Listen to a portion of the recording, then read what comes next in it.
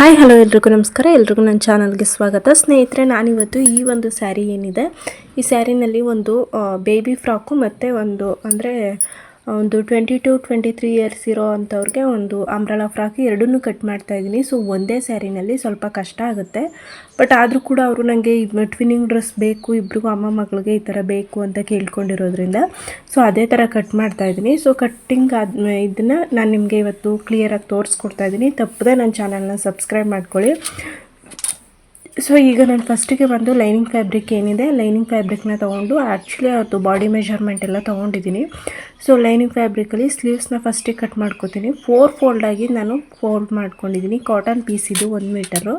ಇದನ್ನು ಫೋಲ್ಡ್ ಮಾಡಿಕೊಂಡು 4 ಸೆಂಟಿಮೀಟರ್ ನನಗೆ ರೆಡಿ ಬೇಕು. ಪ್ಲಸ್ 1 ಒಟ್ಟಾರೆಗೆ 5 ಇಂಚು ಲೆಂತ್ ತೊಗೊಂಡಿದ್ದೀನಿ. 6 ಇಂಚಸ್ ಅಂದರೆ ಸ್ಲೀವ್ಸ್ನ ರೌಂಡ್ ತೊಗೊಂಡಿದ್ದೀನಿ. ಏನು ಸ್ಲೀವ್ಸ್ ಎಷ್ಟಿದೆ ಅದನ್ನು ಆಫ್ ಮಾಡಿ ಡೌನಿಂಗ್ ಪಾಯಿಂಟ್ ತೊಗೊಂಡು ನಾನು ಎಕ್ಸ್ಟ್ರಾ ಪೀಸ್ನ ಸ್ಟಿಚಿಂಗ್ ಮಾಡುವಾಗ ಅಟ್ಯಾಚ್ ಮಾಡ್ಕೋತೀನಿ. ಸೊ ಇಲ್ಲಿ 1.5 ಇಂಚು ಮತ್ತು 1.5 ಇಂಚ್ 1/4 ಇಂಚ್ಗೆ ಮಾರ್ಕ್ ಮಾಡಿಕೊಂಡು ಸ್ಲೀವ್ಸ್ ಶೇಪ್ ಕೂಡ ತೊಗೋತಾ ಇದ್ದೀನಿ. ಇಲ್ಲಿ ನಾನು ಸ್ವಲ್ಪ ಫಾಸ್ಟಾಗಿ ಹೇಳಿದ್ದೀನಿ. ಯಾಕಪ್ಪ ಅಂತಂದರೆ ವಿಡಿಯೋ ಹೆವಿ ಲೆಂತ್ ಆಗಿಬಿಡುತ್ತೆ. ನಾನು ಕಂಪ್ಲೀಟಾಗಿ ಎಲ್ಲ ತಿಳಿಸೋ ತನಕ ಕಂಪ್ಲೀಟಾಗಿ ಇದ್ರದ್ದು ವೀಡಿಯೋ ಬೇಕು ಅಂತ ಇದ್ರದ್ದೆಲ್ಲ ನೆಕ್ಸ್ಟ್ ಇದೇ ಥರದ್ದು ಇನ್ನೊಂದು ವೀಡಿಯೋ ಬೇಕು ಅಂದರೆ ನಾನು ಖಂಡಿತವಾಗ್ಲೂ ತಿಳಿಸ್ಕೊಡ್ತೀನಿ. ಅದರಲ್ಲಿ ಕಟ್ಟಿಂಗ್ ಬೇರೆ ಸ್ಟಿಚಿಂಗ್ ಬೇರೆ ಸಪ್ರೇಟ್ ಮಾಡಿ ಒಂದೇ ವೀಡಿಯೋನಲ್ಲಿ ಕಟ್ಟಿಂಗ್ ವಿತ್ ಸ್ಟಿಚಿಂಗ್ ಎರಡನ್ನೂ ಮಾಡೋದ್ರಿಂದ ನಾನು ಈ ಥರ ಸ್ವಲ್ಪ ಫಾಸ್ಟಾಗಿ ಕೂಡ ಹೇಳ್ಕೊಡ್ತಾ ಇದ್ದೀನಿ. ಹಾಗೆ ದಯವಿಟ್ಟು ಇನ್ಯಾರು ಚಾನಲ್ ಸಬ್ಸ್ಕ್ರೈಬ್ ಮಾಡ್ಕೊಂಡಿಲ್ಲ ತಪ್ಪದೇ ಸಬ್ಸ್ಕ್ರೈಬ್ ಮಾಡ್ಕೊಳ್ಳಿ. ಸೊ ನ್ಯಾಚರ್ಸ್ ಎಲ್ಲ ಕ್ಲೀನಾಗಿ ಹಾಕ್ಕೊಂಡಿದ್ದೀನಿ, ಯಾಕಂದರೆ ಮಾರ್ಕ್ ಆಗಬಾರ್ದು ಅಂತ. ಸೊ ನಾವು ಬೇಕು ಅಂದರೆ ಇವಾಗಲೇ ಫ್ರಂಟ್ ಪಾರ್ಟ್ ಕಟ್ ಮಾಡ್ಕೋಬೋದು, ಬೇಡ ಅಂದರೆ ಎತ್ತಿಟ್ಕೋಬೋದು. ನಾನು ಸ್ಟಿಚಿಂಗ್ ಮಾಡುವಾಗ ಮತ್ತು ಮೇನ್ ಫ್ಯಾಬ್ರಿಕ್ ಅಟ್ಯಾಚ್ ಮಾಡ್ಕೊಂಡ್ಮೇಲೆ ಕಟ್ ಮಾಡ್ಕೋತೀನಿ. ಇವಾಗ ಎಕ್ಸ್ಟ್ರಾ ಪೀಸ್ಗೆ ಆ ಪೀಸ್ ಏನಿತ್ತು ಅದನ್ನೇ ಅಟ್ಯಾಚ್ ಮಾಡ್ಕೊಳ್ಳೋಣ ಅಂತ ಈ ಥರ ಒಳಗಡೆ ಎತ್ತಿಟ್ಕೋತಾ ಇದ್ದೀನಿ. ಸೊ ಈಗ ಫ್ರಂಟ್ ಪಾರ್ಟು ಮತ್ತು ಬ್ಯಾಕ್ ಪಾರ್ಟ್ನ ಕಟ್ ಮಾಡ್ಕೊಳ್ಳೋಣ. ನಾನಿಲ್ಲಿ ಪ್ರಿನ್ಸಸ್ ಕಟ್ ಮಾಡ್ತಾ ಇರೋದು. ಹಾಗೆ ಬಟ್ಟೆ ಸ್ವಲ್ಪ ಜಾಸ್ತಿನೇ ಇದೆ, 1/4 ಮೀಟ್ರ್ ಅಷ್ಟಿದೆ. ನಾನು ಫಸ್ಟಿಗೆ 1 ಮೀಟ್ರ್ ಅಂತ ಹೇಳಿದೆ ಅಲ್ವಾ, 1/4 ಮೀಟ್ರ್ ಅಷ್ಟಿದೆ. ಸೊ ಹಾಗಾಗಿ ಸ್ವಲ್ಪ ಕರೆಕ್ಟಾಗಿ ಎಷ್ಟು ಬೇಕು ಅಷ್ಟನ್ನೇ ಫೋಲ್ಡ್ ಮಾಡ್ಕೋತಾ ಇದ್ದೀನಿ. ಇನ್ನೊಂದು 1/2 ಮೀಟ್ರ್ 1/4 ಮೀಟ್ರ್ ಉಳ್ಕೊಂಡ್ರೆ ಬೇಬಿ ಫ್ರಾಕ್ಗೆ ಆಗುತ್ತೆ ಮೇನ್ ಬಾಡಿ ಪಾರ್ಟ್ಗೆ ಅಂತ. ಸೊ ನನಗೆ ಇಲ್ಲಿ 11 ಇಂಚಷ್ಟು ಅಗಲ ಬೇಕಾಗಿದೆ. ಅಂದರೆ ರೆಡಿ ಬಂದು 9 ಇಂಚಸ್ ಬರುತ್ತೆ, ಎಕ್ಸ್ಟ್ರಾ 2 ಇಂಚಸ್ಸು. ಹಾಗಾಗಿ 11 ಇಂಚಸ್ಗೆ ಎಷ್ಟು ಅಗಲ ಬೇಕು ಅಷ್ಟಕ್ಕೆ ನಾನು ಫೋಲ್ಡ್ ಮಾಡಿ ಈ ಥರ ಇಟ್ಕೋತಾ ಇದ್ದೀನಿ. ಪ್ರಿನ್ಸಸ್ ಕಟ್ ಆಗಿರೋದ್ರಿಂದ ಇನ್ನೊಂದು 1/2 ಇಂಚ್ 3/4 ಇಂಚ್ ಎಕ್ಸ್ಟ್ರಾನೇ ಬೇಕಾಗುತ್ತೆ, ಆ ಕಾರಣಕ್ಕೋಸ್ಕರ.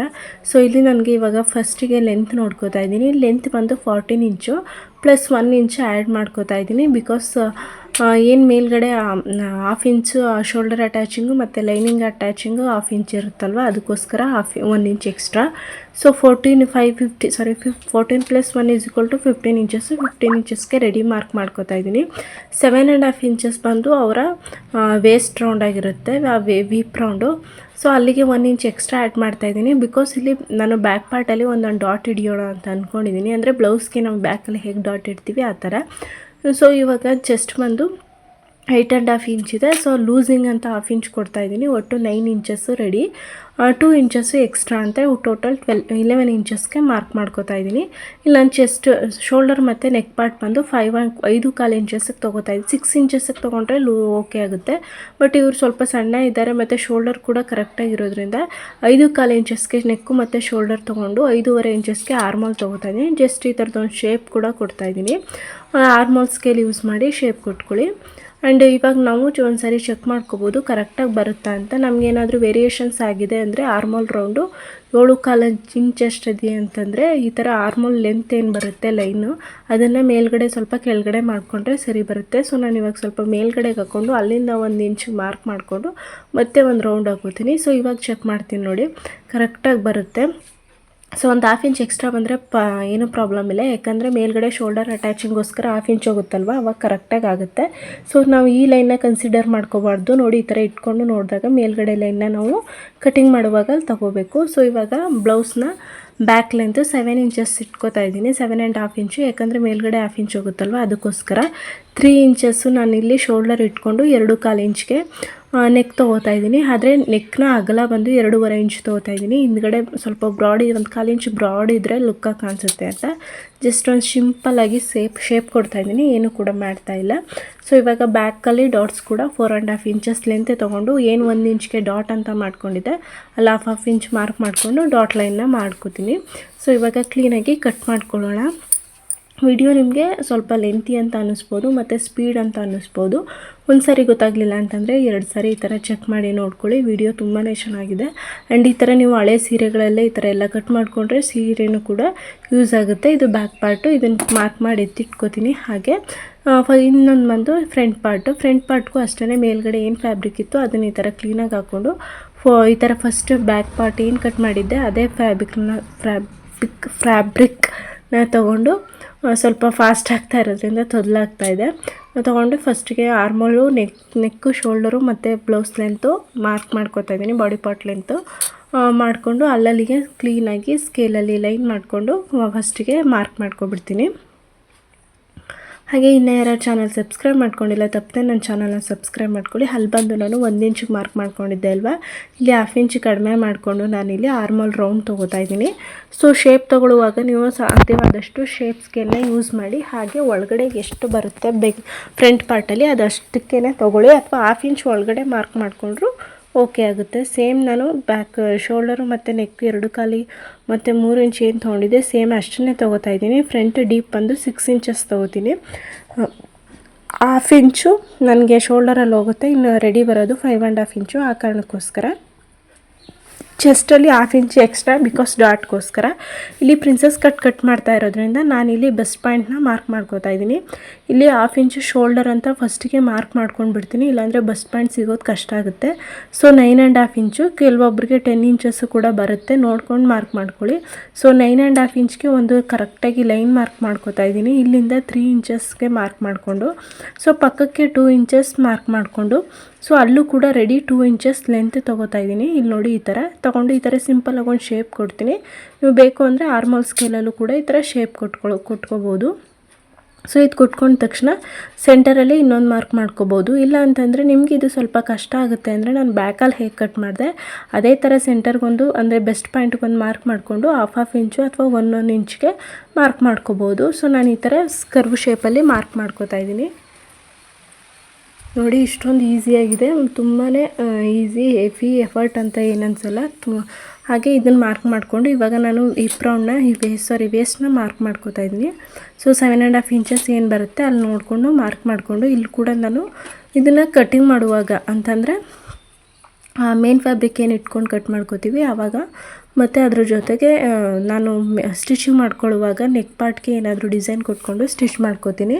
ಸೊ ಇವಾಗ ಇದು ರೆಡಿಯಾಗಿದೆ. ಆರ್ಮೋಲ್ ಶೇಪ್ ಹತ್ರನೂ ಕೂಡ ಕಟ್ ಮಾಡ್ಕೊಬಿಡ್ತೀನಿ. ಇದನ್ನು ಕಟ್ ಮಾಡ್ಕೊಳ್ಳುವಾಗ 1/2 ಇಂಚ್ ಒಳಗಡೆ ಇಟ್ಕೊಂಡು ಕಟ್ ಮಾಡ್ಕೊಳ್ಳಿ, ಸರಿ ಬರುತ್ತೆ. ಇಲ್ಲಾಂತಂದರೆ ಗಜಿಬಿಜಿ ಆಗುತ್ತೆ. ಹಾಗೆ ಇನ್ನೂ ಯಾರಾದರೂ ಚಾನಲ್ ಸಬ್ಸ್ಕ್ರೈಬ್ ಮಾಡ್ಕೊಂಡಿಲ್ಲ ಅಂತಂದರೆ ತಪ್ಪದೆ ನನ್ನ ಚಾನಲ್ನ ಸಬ್ಸ್ಕ್ರೈಬ್ ಮಾಡ್ಕೊಳ್ಳಿ. ಹಾಗೆ ನೋಡಿ ನಾನು ಈ ಮಾರ್ಕ್ನ ಹೇಳೋದು ಮರ್ತ್ಬಿಟ್ಟೆ. ಈ ಥರ 1/2 ಇಂಚ್ ಮೇಲ್ಗಡೆಗೆ ಮಾರ್ಕ್ ಮಾಡಿಕೊಂಡು ಡೌನಿಂಗ್ ಹತ್ರ ಮಾರ್ಕ್ ಕಟ್ ಮಾಡ್ಕೊಳ್ಳಿ. ಯಾಕಂದರೆ ನಾವಿಲ್ಲಿ ನೋಡಿ ಡಾಟ್ಸ್ ಹಿಡಿದಾಗ ಈ ಥರ ಕ್ಲೀನಾಗಿ ರೌಂಡ್ ಲೆಂತ್ ಬರುತ್ತೆ, ಇಲ್ಲ ಅಂತಂದರೆ ಅಲ್ಲಿ ರಿಂಕಲ್ಸು ಬರುತ್ತೆ ಮತ್ತು ಕ್ಲೀನಾಗಿ ಲೆಂತ್ ಕೂಡ ಸಿಕ್ಕೋದಿಲ್ಲ. ಆ ಕಾರಣಕ್ಕೋಸ್ಕರ ನೋಡಿ ಈ ಥರ 1/2 ಇಂಚ್ ಯಾವುದೇ ಬ್ಲೌಸ್ ಆಗಿರ್ಬೋದು 1/2 ಇಂಚ್ ಈ ಥರ ಕಟ್ ಮಾಡಿ ಈ ಥರ ಇಟ್ಕೊಂಡ್ರೆ ಒಂದು ಕ್ರಾಸ್ ಆಗು ಕೂಡ ಕುಂತ್ಕೊಳ್ಳುತ್ತೆ. ಫ್ರಂಟು ಬ್ಯಾಕು ಮತ್ತು ಸ್ಲೀವ್ಸು 3 ಪೀಸು ಕೂಡ ರೆಡಿ ಆಯಿತು. ಇದನ್ನು ಮೇನ್ ಫ್ಯಾಬ್ರಿಕ್ ಮೇಲೆ ಇಟ್ಕೊಂಡು ಕಟ್ ಮಾಡ್ಕೋಬೇಕು. ಇಲ್ಲಿ ನೋಡಿ ಫ್ಯಾಬ್ರಿಕ್ ಅಂದರೆ ಏನು ಸ್ಯಾರಿ ಏನಿದೆ ಅದರಲ್ಲಿ ಸೆರಗು ಪೋರ್ಷನ್ನ ಕಟ್ ಮಾಡ್ಕೊಂಡಿದ್ದೀನಿ. ಅದನ್ನು ಈ ಥರ ಇಟ್ಕೊಂಡು ಕ್ಲೀನಾಗಿ, ಅಂದರೆ ನನಗೆ ಸ್ಲೀವ್ಸ್ಗೆ ಬಾರ್ಡ್ರ್ ಇರೋದು ಬೇಕು, ಆ ಕಾರಣಕ್ಕೋಸ್ಕರ ಈ ಥರ ಇಟ್ಕೊಂಡು ಕಟ್ ಮಾಡ್ಕೋತಾ ಇದ್ದೀನಿ. ಇಲ್ಲಿ ಕಾಣಿಸ್ತಾ ಇರ್ಬೋದು.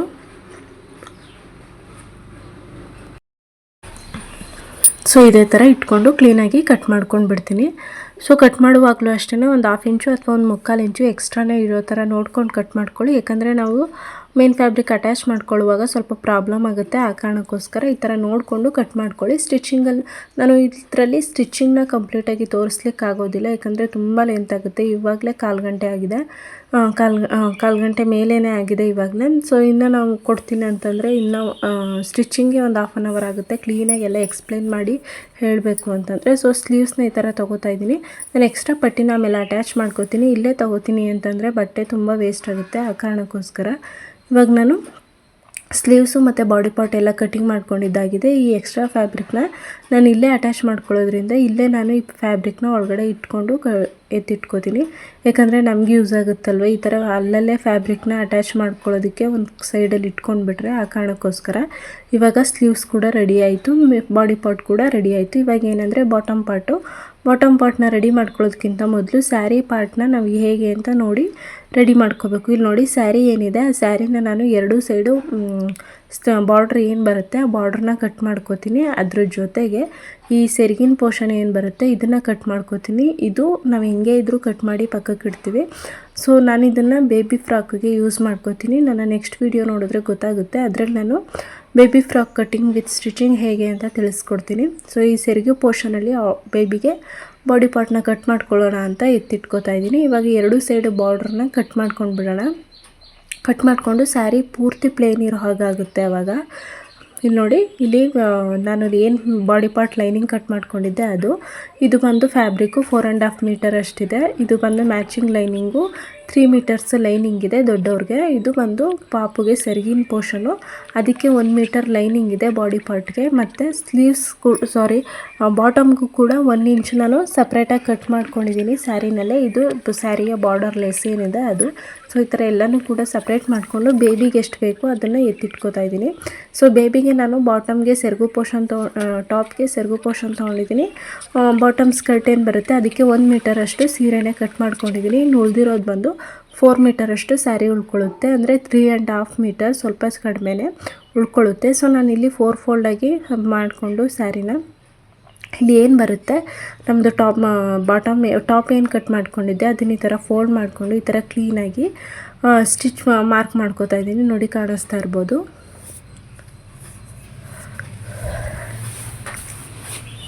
ಈ ಥರ ಮಾರ್ಕ್ ಮಾಡಿಕೊಂಡು ನನಗೆ ರೆಡಿ ಲೆಂತ್ ಬಂದು 33 ಇಂಚಸ್ ಬೇಕು. 33 ಇಂಚಸ್ಸಲ್ಲಿ ನಾನು ಸ್ವಲ್ಪ ಬಾರ್ಡರ್ನ ಕೂಡ ಅಟ್ಯಾಚ್ ಮಾಡ್ಕೋತೀನಿ ಕೆಳಗಡೆಗೆ.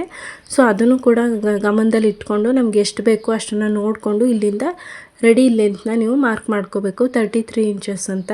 ಇಲ್ಲಿ ನೋಡಿ, ಈ ಥರ ನನಗೆ ಸ್ವಲ್ಪ ಸೀರೆನ ನಾನು ಕೆಳಗಡೆ ಹಾಕ್ಕೊಂಡಿರೋದ್ರಿಂದ ಸ್ವಲ್ಪ ಇದಾಗ್ತಾಯಿದೆ. ನೋಡಿ, ಇಲ್ಲಿಂದ 33 ಇಂಚಸ್ಗೆ ಅಲ್ಲಿ ಮಾರ್ಕ್ ಮಾಡ್ಕೋತಾ ಇದ್ದೀನಿ. ಸ್ಯಾರಿನ 4 ಫೋಲ್ಡಾಗಿ ಮಾಡ್ಕೊಳ್ಳಿ. ಈ ಥರ ಕಂಪ್ಲೀಟಾಗಿ ಅಂಬ್ರೆಲಾ ಶೇಪಲ್ಲಿ ನಾವು ಕೋನ್ ಶೇಪ್ ಯಾವ ಥರ ಮಾಡ್ಕೋತೀವಿ ಆ ಥರ ನೋಡಿಕೊಂಡು 33 ಇಂಚಸ್ಗೆ ಮಾರ್ಕ್ ಮಾಡ್ಕೋಬೇಕು. ಎಲ್ಲಾದರೂ ನಿಮಗೆ ಸ್ವಲ್ಪ ಬಟ್ಟೆ ಕಡಿಮೆ ಬಂದಿದೆ ಅಂತ ಅಂದರೆ ಅಲ್ಲಿ ನೀವು ಬಟ್ಟೆನ ಅಟ್ಯಾಚ್ ಕೂಡ ಮಾಡ್ಕೋಬೋದು. ಈ ಥರ ನೋಡಿಕೊಂಡು ನಿಧಾನವಾಗಿ 33 ಇಂಚಸ್ಗೆ ರೆಡಿ ಲೆಂತ್ನ ತೊಗೊಳ್ಳಿ. ಸೊ 33 ಇಂಚಸ್ ಅಂದರೆ 1 ಇಂಚಸ್ಸು ಸ್ಟಿಚ್ಚಿಂಗಿಗೆ ಮೈನಸ್ ಆಗುತ್ತೆ. ಸೊ ಅಲ್ಲಿಗೆ 32 ಇಂಚಸ್ ರೆಡಿ ಬರುತ್ತೆ.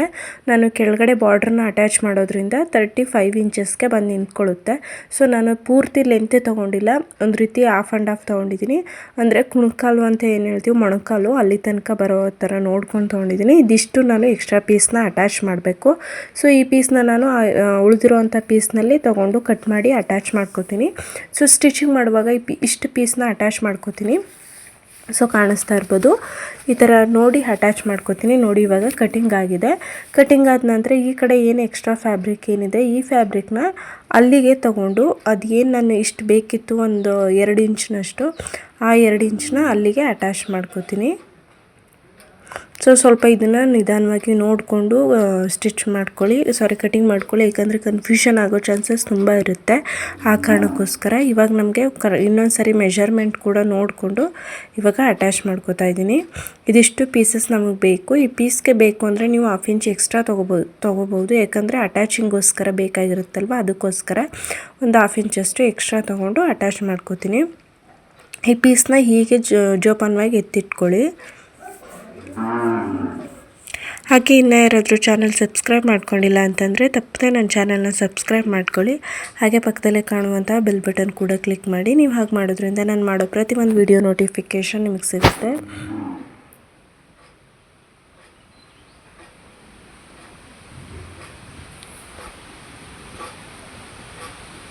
ಸೊ ಇವಾಗ ನೋಡಿ ಕಂಪ್ಲೀಟಾಗಿ ಕಟಿಂಗ್ ಆಯಿತು, ಕಾಣಿಸ್ತಾ ಇರ್ಬೋದು. ಸೊ ಇವಾಗ ಏನು ಲೈನಿಂಗ್ ಫ್ಯಾಬ್ರಿಕ್ ಏನಿತ್ತು ಅದನ್ನೇ ಈ ಥರ 4 ಫೋಲ್ಡಾಗಿ ಫೋಲ್ಡ್ ಮಾಡ್ಕೊಂಡಿದ್ದೀನಿ. ನಾನು ತೊಗೊಂಡಿರೋದು 3 ಮೀಟರು.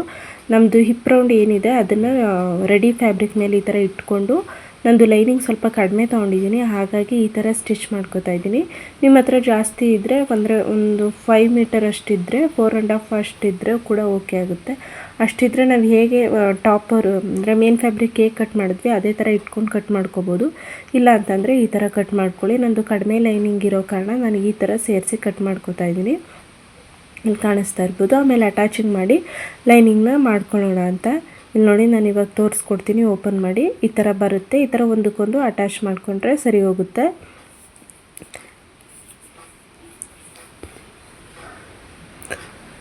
ಈ ಥರ 3-4 ಪೀಸ್ ಬರುತ್ತೆ. ಅದನ್ನು ಅಟ್ಯಾಚ್ ಮಾಡ್ಕೊಂಡಾಗ ಕಂಪ್ಲೀಟ್ ರೌಂಡ್ ಶೇಪ್ ಬರುತ್ತೆ. ಆವಾಗ ನೀವು ಲೈನಿಂಗ್ನ ಕ್ಲೀನಾಗಿ ಹಾಕೋಬೋದು. ಸೊ ಇವಾಗ ಲೈನಿಂಗ್ ಫ್ಯಾಬ್ರಿಕ್ಕು ಮತ್ತು ನಾನು ಏನು ಕೆಳಗಡೆ ಲೇಸ್ ಅಟ್ಯಾಚ್ ಮಾಡ್ತೀನಿ ಅಂತ ಹೇಳಿದ್ದೆ ಅದನ್ನು ಕೂಡ ಅಟ್ಯಾಚ್ ಮಾಡ್ಕೊಂಡಿದ್ದೀನಿ, ಕಾಣಿಸ್ತಾ ಇರ್ಬೋದು. ಸೊ ಇವಾಗ ಲೈನಿಂಗ್ ಫ್ಯಾಬ್ರಿಕ್ಕು ಕೂಡ ಅಟ್ಯಾಚ್ ಮಾಡ್ಕೊಂಡಿದ್ದೀನಿ. ಒಂದು ರೀತಿಲಿ ಹೇಳಬೇಕು ಅಂದರೆ ಬಾಟಮ್ ಪಾರ್ಟು ಕಂಪ್ಲೀಟಾಗಿ ರೆಡಿ ಆಯಿತು. ಸ್ಕರ್ಟು ಇಲ್ಲಿ ನೋಡಿ ಹೀಗೆ ಕಾಣಿಸ್ತಾ ಇದೆ, ಸ್ವಲ್ಪ ಬಿಸಿಲಿದೆ ಹಾಗಾಗಿ. ಸೊ ಇವಾಗ ನಾನು ಬಾಡಿ ಪಾರ್ಟ್ ಏನಿದೆ ಅದನ್ನು ಸ್ಟಿಚ್ ಮಾಡ್ಕೋತೀನಿ. ಅಂದರೆ ಮೇನ್ ಫ್ಯಾಬ್ರಿಕ್ಕು ಮತ್ತು ಲೈನಿಂಗ್ ಫ್ಯಾಬ್ರಿಕ್ಕು ಎರಡನ್ನೂ ಕೂಡ ಕ್ಲೀನಾಗಿ ಅಟ್ಯಾಚ್ ಮಾಡ್ಕೋತೀನಿ. ಇಲ್ಲಿ ನೋಡಿ ಇದು ಕೂಡ ರೆಡಿ ಆಯಿತು. ಸೊ ಸ್ಲೀವ್ಸ್ಗೆ ನಾನು ಬಾರ್ಡ್ರ್ ಕೊಟ್ಟಿದ್ದೆ ಅಲ್ವಾ, ಫ್ರಂಟಿಗೆ ಪ್ರಿನ್ಸಸ್ ಕಟ್ಟು, ಬ್ಯಾಕಿಗೆ ಡಾಟ್ ಇಟ್ಟಿದ್ದೀನಿ. ಸೊ ಈ ಥರ ಇಟ್ಟರೆ ಹೈ ಲುಕ್ ಕಾಣಿಸುತ್ತೆ ಅನ್ನೋ ಒಂದು ಕಾರಣಕ್ಕೆ ಸೊ ಈ ಥರ ಕಂಪ್ಲೀಟಾಗಿ ಸ್ಟಿಚ್ ಆಗಿದೆ. ಇವಾಗ ನಾವು ಶೋಲ್ಡರ್ನ ಅಟ್ಯಾಚ್ ಮಾಡಿ ಸ್ಲೀವ್ಸ್ನ ಜಾಯಿಂಟ್ ಮಾಡ್ಕೋತೀನಿ. ಸೊ ಇವಾಗ ಅದು ಕೂಡ ರೆಡಿ ಆಯಿತು. ಸೊ ಸ್ಲೀವ್ಸ್ ಜಾಯಿಂಟಿಂಗು ಶೋಲ್ಡರ್ ಅಟ್ಯಾಚ್ ಎರಡೂ ಆದ ನಂತರ ಫೈನಲಿ ನಾನಿಲ್ಲಿ ಎರಡನ್ನೂ ಕೂಡ ಜಾಯಿಂಟ್ ಮಾಡ್ಕೋಬೇಕು. ಅಂದರೆ ಸ್ಕರ್ಟ್ ಪಾರ್ಟು ಮತ್ತು ಬಾಟಮ್ ಪಾರ್ಟು ಎರಡನ್ನೂ ಕೂಡ ಅಟ್ಯಾಚ್ ಮಾಡಿಕೊಂಡು ಈ ಥರ ನೋಡಿ ಎರಡನ್ನೂ ಕ್ಲೀನಾಗಿ ಅಟ್ಯಾಚ್ ಮಾಡ್ಕೋಬೇಕು ಸ್ಟಿಚಿಂಗಲ್ಲಿ. ಇವಾಗ ಕಂಪ್ಲೀಟಾಗಿ ಎರಡು ಕೂಡ ಅಟ್ಯಾಚ್ ಕೂಡ ಆಯಿತು. ಸೊ ನೋಡಿ ಹೇಗೆ ಕಾಣಿಸ್ತಾ ಇದೆ ಅಂತ. ಇದನ್ನು ವೇರ್ ಮಾಡಿ ಕೂಡ ತೋರಿಸ್ತೀನಿ ಹೇಗೆ ಕಾಣಿಸುತ್ತೆ ಅಂತ. ಸೊ ಅವಾಗ ನೀವೇ ಹೇಳ್ತೀರಾ ವಾವ್ ಅಂತ, ತುಂಬ ಲುಕ್ಕಾಗಿ ಕಾಣಿಸುತ್ತೆ. ನೀವು ಬೇಕು ಅಂದರೆ ಬೇರೆ ಎಕ್ಸ್ಟ್ರಾ ಡಿಸೈನ್ಸ್ ಕೂಡ ಮಾಡ್ಕೋಬೋದು. ಸೊ ಈ ವಿಡಿಯೋ ಇಷ್ಟ ಆಗಿದೆ ಅನ್ಕೋತೀನಿ. ಇಷ್ಟ ಆಗಿದ್ದರೆ ತಪ್ಪದೇ ಲೈಕ್ ಮಾಡಿ, ಹಾಗೆ ಶೇರ್ ಮಾಡಿ, ಕಮೆಂಟ್ ಮಾಡೋದನ್ನು ಕೂಡ ಮರಿಬೇಡಿ. ಅದೇ ನಮಗೊಂದು ಮೋಟಿವೇಶನ್. ಸೊ ನಾನು ಇದನ್ನು ವೇರ್ ಮಾಡಿ ತೋರಿಸ್ತೀನಿ. ವೇರ್ ಮಾಡಿದಾಗ ಎಷ್ಟು ಲುಕ್ಕಾಗಿ ಕಾಣಿಸುತ್ತೆ ಅಂತ ನೀವೇ ಹೇಳ್ತೀರಾ. ಆ್ಯಂಡ್ ನೆಕ್ಸ್ಟ್ ವಿಡಿಯೋ ಕೂಡ ಮಿಸ್ ಮಾಡಬೇಡಿ. So thank you so much. Bye. So ಇಲ್ಲಿ ನೋಡ್ತಿರ್ಬೋದು ನಾನು ವೇರ್ ಮಾಡ್ತೀನಿ. ಹಾಗೆ ಗೋಲ್ಡನ್ ಕಲರ್ ಲೆಗ್ಗಿನ್ಸ್ ಪ್ಯಾಂಟ್ ಮತ್ತು ಗೋಲ್ಡನ್ ಕಲರ್ ದುಪ್ಪಟ್ಟ ಹಾಕ್ಕೊಂಡಿದ್ದೀನಿ. ಸೊ ಎಲ್ಲೂ ಕೂಡ ಯಾವುದೇ ರೀತಿಯ ರಿಂಕಲ್ಸ್ ಕೂಡ ಬಂದಿಲ್ಲ. ಹಾಗೆ ನಾನು ಹೇಗೆ ಎಷ್ಟು ಲೆಂತ್ ಬೇಕು 33 + 2 ಇಂಚಸ್ ಅಂದರೆ ಬಾರ್ಡರ್ನ ಸೇರಿಸಿ ಅಷ್ಟೇ ಲೆಂತ್ ಕರೆಕ್ಟಾಗಿ ಬಂದಿದೆ. ದುಪ್ಪಟ್ಟನ ಕೂಡ ರಿಮೂವ್ ಮಾಡಿ ವೇರ್ ಮಾಡಿದಾಗಲೂ ಕೂಡ ನೋಡಿ ಇಷ್ಟೊಂದು ಲುಕ್ ವೈಸ್ ತುಂಬಾ ಲುಕ್ಕಾಗಿ ಕಾಣಿಸುತ್ತೆ. ಸಿಂಪಲ್ಲಾಗಿ ಪಾರ್ಟಿ ವೇರ್, ಹಾಗೆ ದೇವಸ್ಥಾನದಲ್ಲಿ ಯಾವುದಾದ್ರೂ ಪೂಜೆ ಫಂಕ್ಷನ್ಸು, ಸಣ್ಣ ಪುಟ್ಟ ಫಂಕ್ಷನ್ಸ್ಗೆ ಈ ಥರ ವೇರ್ ಮಾಡಿಕೊಂಡು ಯೂಸ್ ಮಾಡ್ಬೋದು ಸೀರೆಗಳನ್ನು. ಹಾಗೆ ನಾನು ಬ್ಯಾಕಲ್ಲಿ ಸ್ವಲ್ಪ ರೌಂಡ್ ನೆಕ್ ಅಷ್ಟು ಹೆವಿ ಕೊಟ್ಟಿಲ್ಲ. ಹಾಗಾಗಿ ವಿಡಿಯೋ ಇಷ್ಟ ಆಗಿದೆ ಅನ್ಕೋತೀನಿ. ತಪ್ಪದೇ ಲೈಕ್ ಮಾಡಿ. Thank you so much. Bye.